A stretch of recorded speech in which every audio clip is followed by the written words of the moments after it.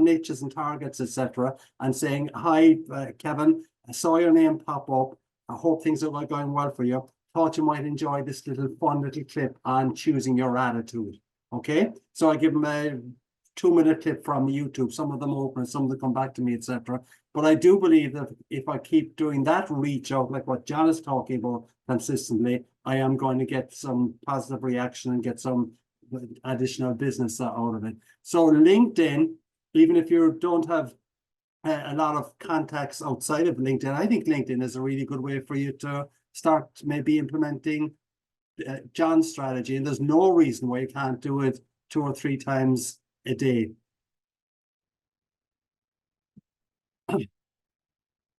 Anyone using LinkedIn on a good business development manner? Kevin, you are posting very regularly on LinkedIn, yes? I post twice a week, Tuesdays and Thursdays. You're welcome to join in.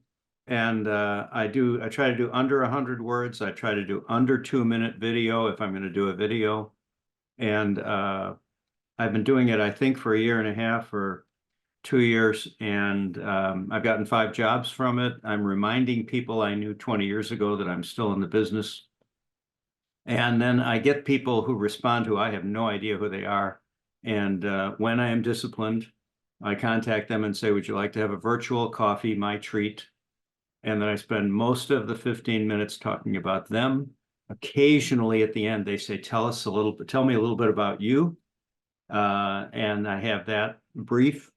And but mostly I'm finding out about them, which gives me more understanding of whatever business they're in. So I would highly recommend it's just something to do. And one of my friends does it with inspirational quotes, kind of like John's things, the whispers. I tend to do it with things that I hope will be useful to people. And sometimes I do a series of 6 or 8 devoted to one topic, and they're only 100 words. So it's not a big thing, and I'm not doing it promotionally. So I'm only offering it to see what happens. Right. Okay. I saw Mr. Jeff Rogers was actually dressed up in a natty suit on LinkedIn the other day. Yeah, Jeff?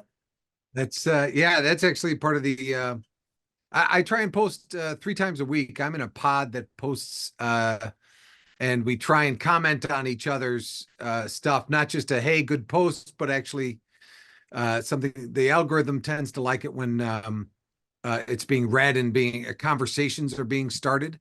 Right. Most of them probably only get like a couple of notifications every now and then. Something just pops. Like one I had something like 11,000 or 12, 13,000 views. So that was trying to figure out why is also fun. But I try and do a couple of things. One is like a picture. I was hosting an event this past week in Dallas. And so if I can get an event picture or a picture of me working to get that into people's minds, I'll try and do something fun every now and then, or, but mostly I try and get content, some level of content on there.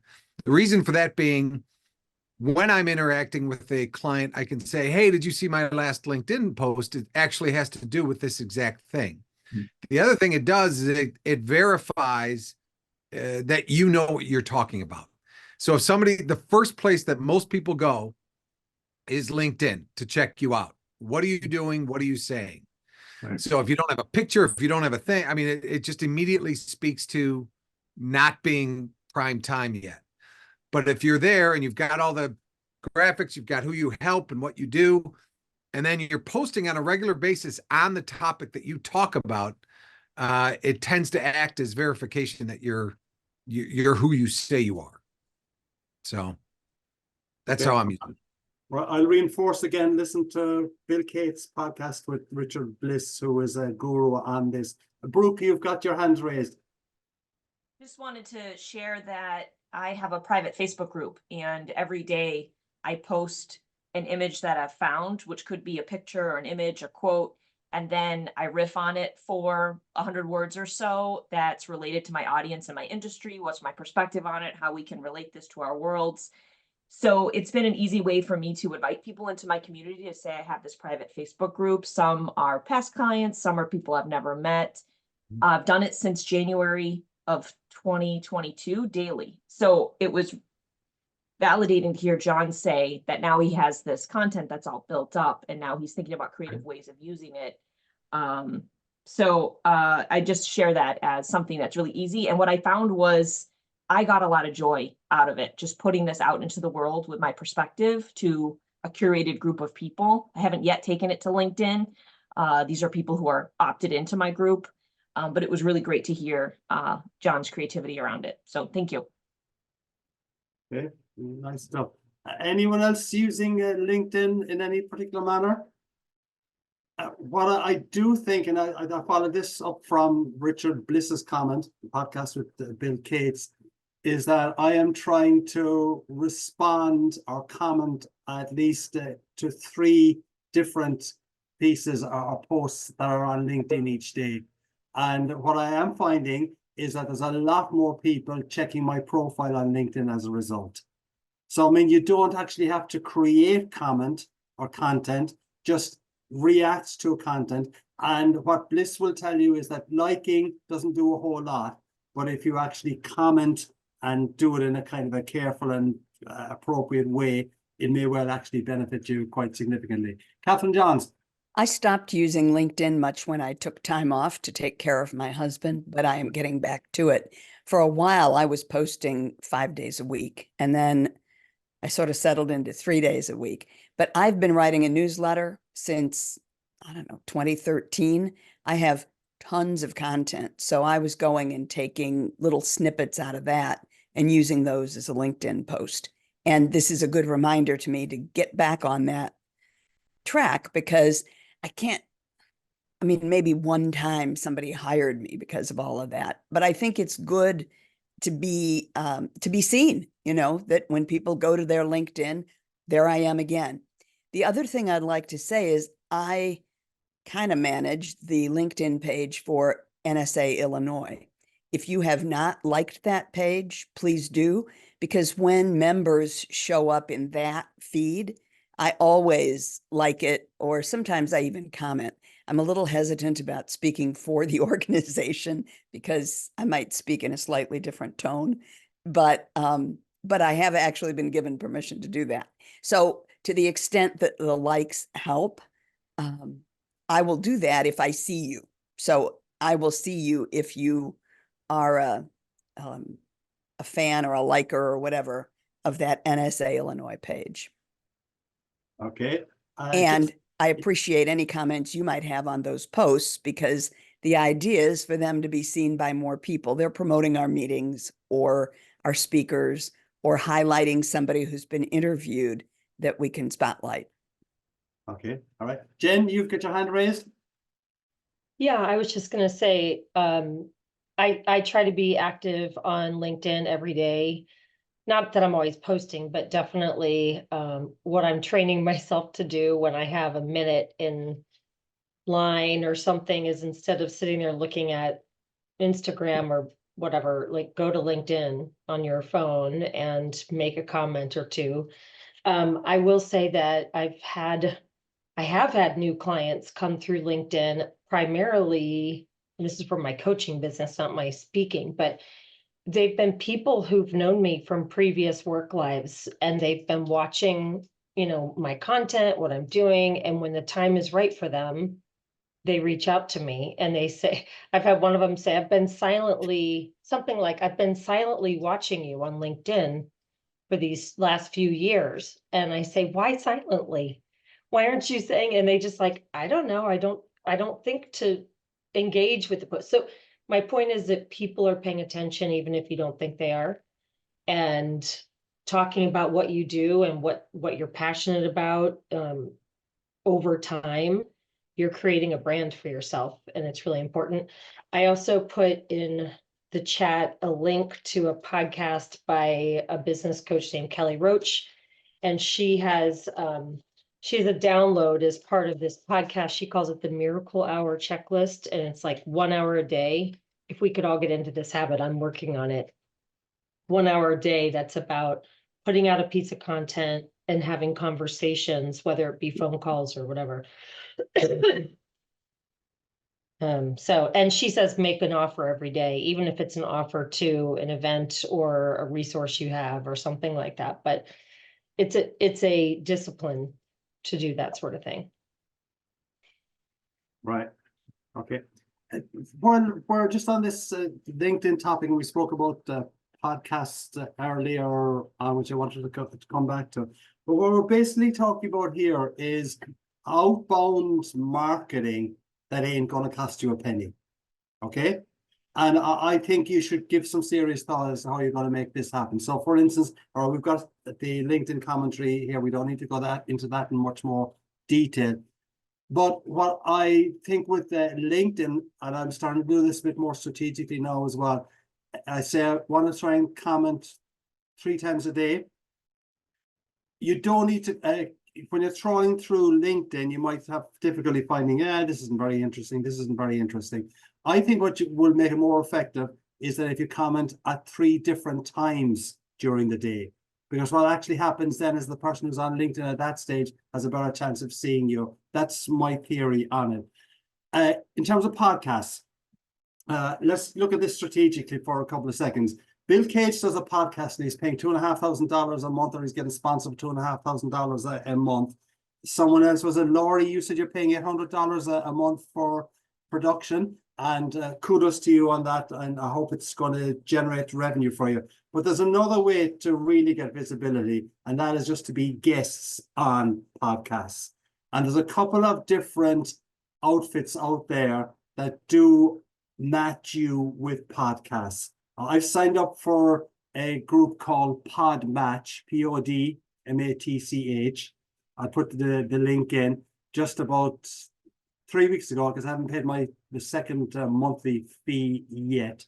I have done 9 podcasts and I have 11 scheduled.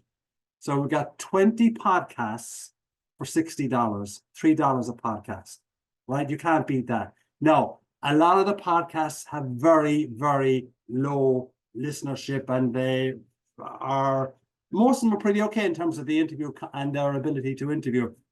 But out of it though, the guy who actually runs Podmatch, who's one of the gurus on podcasting in the United States, has actually asked me to now be a guest on his podcast. And that's kind of where the benefit comes from it. It's like, it's snowball effect. I mean, it's very, very slowly initially, but the more you do it, the better your chances of making it happen. So what I would ask you to do, Catherine, I've taken your point again, what you've got the voice made for radio and the face for television, by the way, also. But what I would encourage you to do is have a look at the link, and what you would say is that you create tags. So it would be kind of a hospice or caregiving would be some of the tags, etc. You also would be radio personality, that kind of thing, author, pop those in. The other people who are doing the tags, like Laurie, for instance, might be looking for someone who's a radio personality, has been involved in caregiving, etc. And it's Tinder for podcasters, so I'm told. Not that I know anything about podcasting. Tinder, I mean, yes, all right. So but it does work. And Podmatch, and there's another one called Podcast Guests. I am familiar with, but Podmatch, the group I'm with, it's $57 a month, and it is, to me, I'm happy with it at the moment. So in terms of getting outreach for your content, LinkedIn definitely should be on your activity list, I think. Podcasting should be on your activity list as well. And I don't know if anyone else is actually a regular podcast guest or has been using podcasts on this group. Justine, what are you doing? And Jen and Kevin. Yeah, okay. So Justine, Jen, and Kevin. I've had my podcast about 2 years, Cultural Capacity. We added a segment in year 2 called Featured Voices, where it's invite only still, and I invite people that I know that are personal connections and colleagues, because it is also pretty specific what we want to ask and how we want to engage with guests. But we don't spend money on it. I've never done marketing, never done advertising. And that's not like a brag because I know that we need to get new audiences, but I am saying you can start out with low to minimal equipment Mhm. and do all the things just like a lot of people have said on here. And then as far as guesting, I'm excited to check that out. I've been invited to different ones over the years, but if there's a service like that and for that price, Connor, that's a good deal. Rather than going and combing all the different podcasts, what's their entry, how they do the things. I also do some long shot stuff when I have the cojones to do it. So we'll see. But yeah, we publish now through YouTube, and I can say absolutely, and there's a couple people in this group too who are scheduled to be a guest this year. So Okay, all right. Jen, you were going to make a comment, and Kevin, I think Dan wants to say something. Yeah. Yeah, I started a podcast in July called Spark Your Power. And it speaks to my audience of women. And one of the things I do, because I used to be a market researcher, and we would create what was called a discussion guide before I led a focus group. I created a discussion guide for my person I'm interviewing. It doesn't mean I'm going to ask every single question, but it gives them an idea. And then at the end of the discussion guide, I offer them excuse me. I offer them a free VIP hour with me, a coaching hour with me as a thank you. And I also then ask if I am looking to do more speaking. If you have any organizations or people who might want a speaker on this topic, please, I ask for the invitation. I haven't been as proactive with that, but it is passively there. I'd like to be a little bit more active with that. Okay, good stuff. And Kevin? You had mentioned that it was $3 an episode, and then you said 57 a month. Can you tell us about that? Yeah, basically, we've gone through, I haven't had my full first month yet, but I've actually done 9 podcasts. I'm scheduled for 11, so that's 20 podcasts I've already got in the vault kind of thing, and it's only costing me $57. So 57 divided by 20 is where I'm getting the I 3 see. difference Okay. session. Interestingly enough, the way, and we spoke about this previously, and maybe we should spend some more time in it at the next session. How you actually craft the bio and your publicity on the page is really important. How you craft the bio when you're pitching for an event is really important. If you're doing workshops at a conference and there's 3 or 4 other people there at that conference, the bio and the program details you put in need to be ones that are more effective and more impressive than other people. And I think one of the reasons I'm getting a lot of matches and people saying they want to interview with me is because the pitch I actually provide them with, I've got comments back a few times that says, hey, really nice pitch, definitely want to talk to you, etc. So when you're writing something like that, ask yourself, leave it for 24 hours and then come back and say, is that interesting? Or would it interest anyone?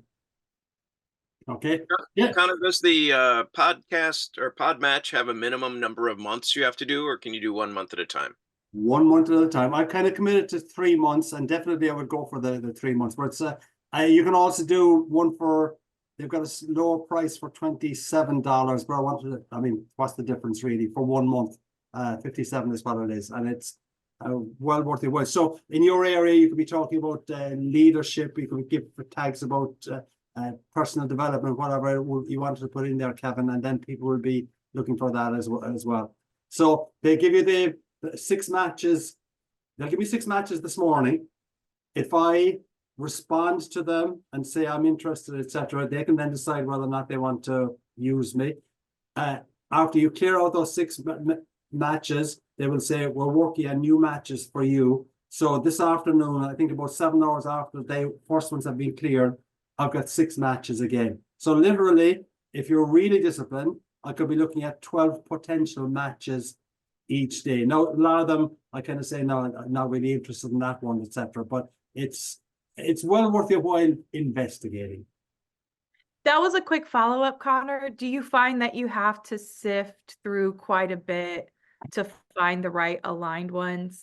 And I'm not being facetious about dating apps, but really, do you have to like really search for the aligned ones that meet what you're going for and your purposes. Honestly, no, Justine. I would say that when I get the 6 matches, at least 3 of them each time, I'm kind of interested in, which is pretty good. And Yeah, then that what you can do is you can check. So let's say Justine's bio pops up. When I go to Justine's page, it'll show me her podcast page, the podcast episodes, her Instagram link, Twitter link, etc. And also, if you're on YouTube, more and more, I'm looking for people who are on YouTube, so that then I can actually use that video for my own material as well. Okay, very helpful. Thank you. Do you have to do a lot of pre-work, like Bill Cates was saying, a pre-interview and giving them questions and all that kind of stuff? Some of them do. I was on yesterday now to a guy in Atlanta, ST Tarangali, I think is his name.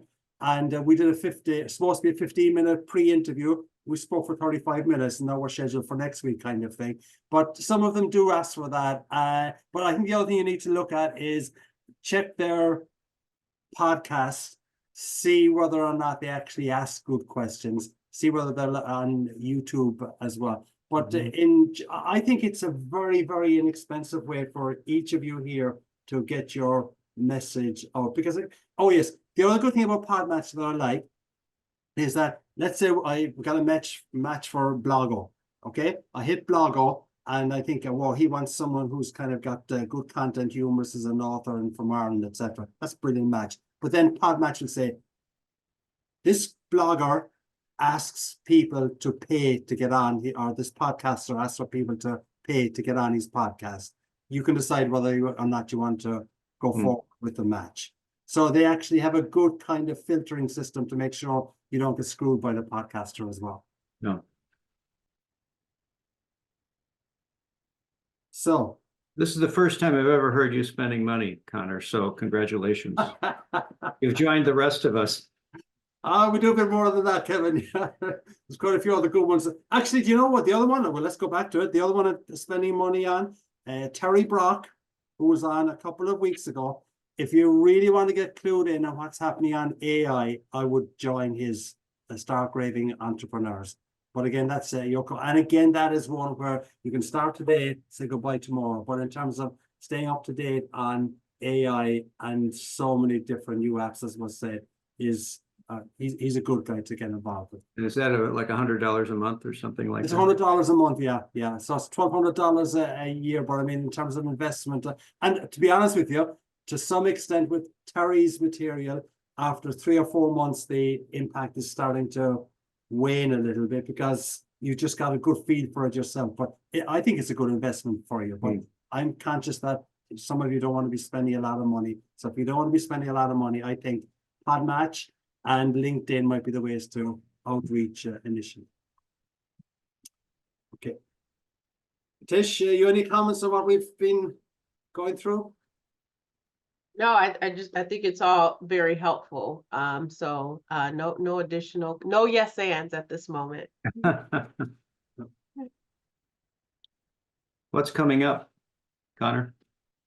In terms of next classes, we have got, we're going to do sales and marketing. We have got Lois Creamer. Oh yeah. Who's a guru in terms of developing and booking business. And Bill Gortine is also going to be presenting to us here. So, right, anyone got any questions on what we've covered today? No? All right. So let's have a look at a couple of the pieces of homework that we had. Has anyone developed content in the last couple of weeks? Any kind of, so Kishan, what have you done? Well, actually I did a couple of videos. So last week I celebrated my first book launch. So I took the advantage and did a couple of videos for that. Great. Right. And where did you post the videos? They are on YouTube, Facebook, LinkedIn, and TikTok. Nice. Right. Okay. All right. And have you got, which one would you say you've got the most impact or impressions from so far? It's a tie between Facebook and TikTok. Right, okay, right. Can you put the Um, name of your book in the chat box too? Absolutely. Thanks. Right. And can we just stick with that for a second? Because I've been posting some stuff on TikTok as well. I'm kind of intrigued by it. But what's your reaction been to TikTok?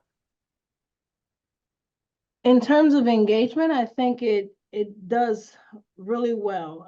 Oftentimes better than, you know, the Facebook, the YouTube, Instagram even. I think just maybe because of the video feel to it, it draws people into what you're saying. The other thing is I try to make it more conversational or just provide quick notes of value. So it's not like presenting in any case. It's more like I'm just talking to you. And I think that does really well. Right. Okay. We'll talk about video at the next session and some SEO as well that will help you. But in terms of TikTok, I've started posting the last couple of weeks. I did actually boost one of my TikTok videos and I ended up with 9,000 views and 650 likes, which is pretty good. And but I do think that vehicles like Instagram in this day and age, going after Gen Z, etc., is something that we should be paying some serious attention to as well. Kevin, you've got a comment. And then we'll take Isabel. Sorry, Kevin and Isabel. Okay. Yeah, so I was just responding. Progress that I've made since our last meeting was I submitted an abstract shortly after to submit a paper and then present on that paper for the Earth Science World Congress in Paris in April. And it was accepted just recently. So I'll be presenting. I'm invited to go to Paris, but I'm actually not able to travel. So I'll be doing it remotely. But it's a pretty big step forward as far as establishment. And again, I don't think I would be able to participate at this level in this level of academic speaking if I didn't get the master's a couple years ago. Right. And have you publicized on LinkedIn or other places that you've actually been accepted and you'll be speaking at this event? I have not yet, but I do need to. That would be a good step, I think. Most definitely. Yeah. I mean, I think one of the things that I see Patricia Fripp doing, for instance, is that she constantly just reports the same kind of material. So, I mean, if you were to say next week, absolutely delighted I've been selected to go to Paris for this next event on this content, etc. And then 2 weeks later, you just basically repost or maybe just change ever so slightly. Things like that. Free publicity, your correct target market, well worth having a look at. Isabel. I just wanted to piggyback what Kashan and what you were saying, Kana. So with the videos, TikTok, honestly, if you've not gotten on TikTok, it's really a great platform. And I know a lot of people think, oh, it's just young kids. No, I think because you get a wider reach. And the good thing about TikTok, like what Kashan is saying, you don't have to prepare a presentation. You will get actually less likes when you do that. But if you walk out and just say, you know, I was thinking about this and this is going on, how do you feel? It's a natural kind of, if you want to learn how to do videos, post on TikTok, because most of the people don't know you. They will comment on your videos and they'll just give you feedback. And a lot of people are like, I really appreciate this. For me, it's worked better because it's such a wide reach that when you post on there, you get a lot of views. That's why you got a lot of views like that. So if you've not tried TikTok, just give it a shot. Right, I agree with that. And the other interesting thing about the TikTok I found is it'll be able to give you the demographics of people who are watching. So about 35% of the people who watch my videos were under 24 years of age. Another 35 or up to 35 or something like that. And then the rest of them were over 35. But what I found intriguing was though, the average, so I was putting out videos that were about, the one that got the 9,000 views, 600 likes. That video was 57 seconds. The average watch time for it, anyone want to guess within 5 seconds what the average watch time for that 58-second video is? Pretty close. 3 seconds, say? Yeah, right. You're very, very good. the average watch time was 1.9 seconds.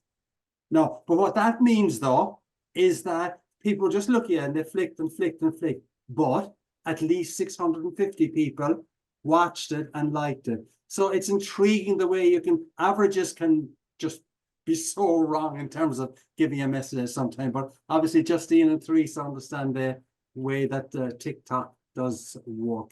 So If I can say this really quick, so my son does work for TikTok. I will ask him what is the best way for people who have not started posting on TikTok. So maybe he can give us some insights because he helps businesses actually scale on TikTok. So I'll have that conversation with him. Hopefully he can give us some insights as what's the best way to get into the gate of TikTok if you're not using TikTok. right. Well, I tell you what the next class we will do a little bit on video and SEO, search engine optimization, and how you can get found, which is really important for you. But I see that Justine and Teresa seem to know the logic behind TikTok so you're not using it, Teresa? No, No? I would say No. Yeah. I blissfully engage with TikTok because I think it's a good practice playland Yeah. for honing how you want to do talks and things like that. Right. But be careful though, because yes, there are different audiences, but I did randomly have one of my executive clients go, "Oh yeah, totally different content you have on TikTok." Right. So it does, if you're okay with that, which I am, I'm good with people seeing other dimensions of things that I like to do in life. I think it builds trust. And Yeah. for me, I've literally thought, hey, if people click my Educator Aid YouTube and it grows that, awesome. Like that's honestly my only intent right now. Yeah, So. yeah. As long as I think you do need to be faithful to the brand you're trying to put out there. And let's not get too focused on TikTok because I think it'll frighten most people here in the group. But I do think we should be spending some time thinking about Instagram, and we can talk about that next time because there are, and I would bet that more than 50% of the people who book our kind of material are on Instagram at this stage, not necessarily TikTok. But we can talk about that next session. So any final comments before we do a wrap today?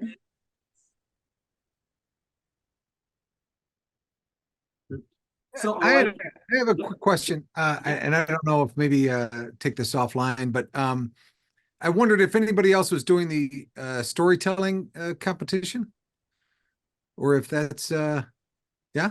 And then is there a good space that has more information on that on the NSA Illinois site? Because I was digging around and I have some friends in some other chapters and they were talking about some of the qualifications or some of the judging criteria.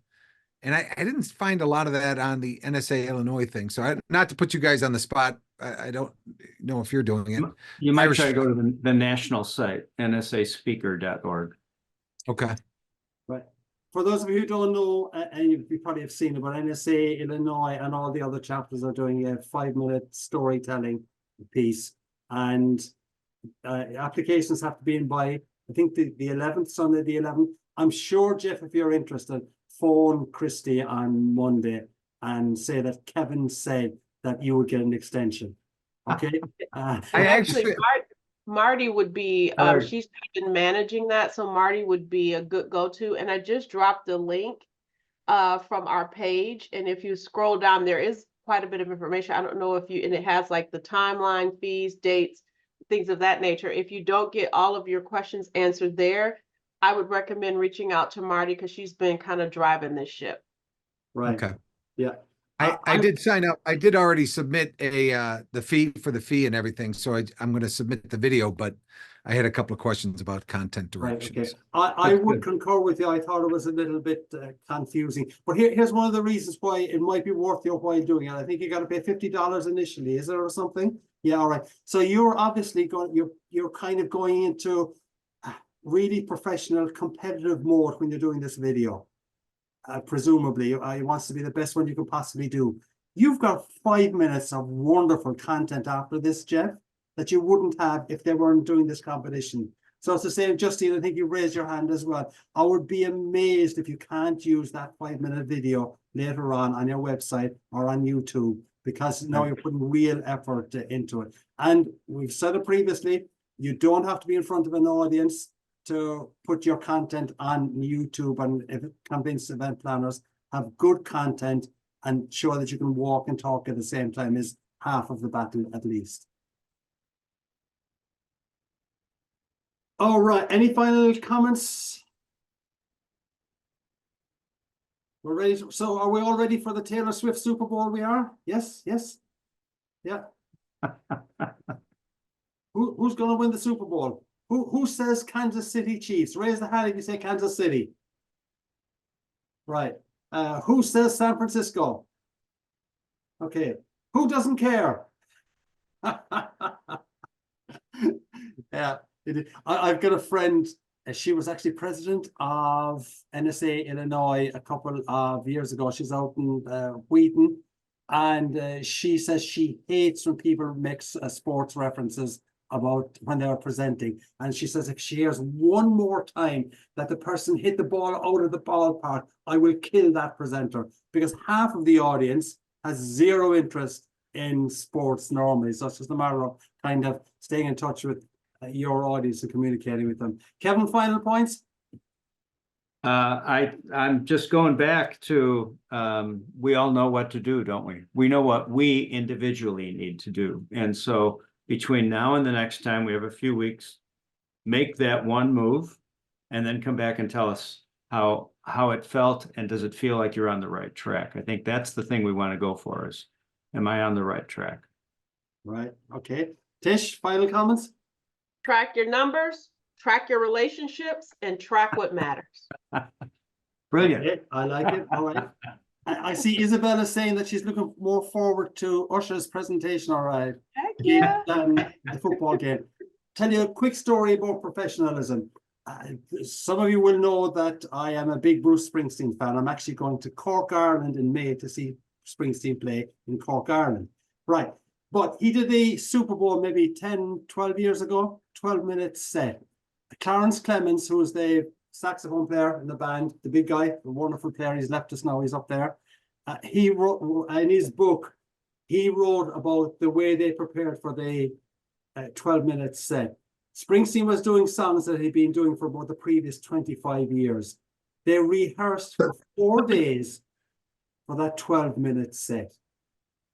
And this is a guy who, and the band are just one of the tightest bands in the world. But that's the level of professionalism and preparedness that they put into it. I know when Prince was on a number of years ago, God love us, he's gone as well up there. There's a big party up there, there will be.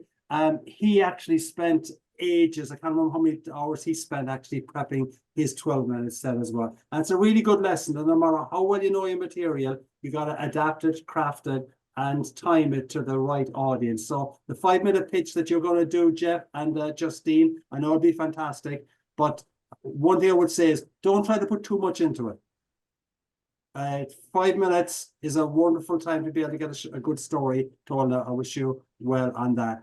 I'll send you out the link to the video in the next couple of days. Also the link to the spreadsheet, etc. There's a lot of different links that have popped up now based on today, including that Pod Match 1 as well.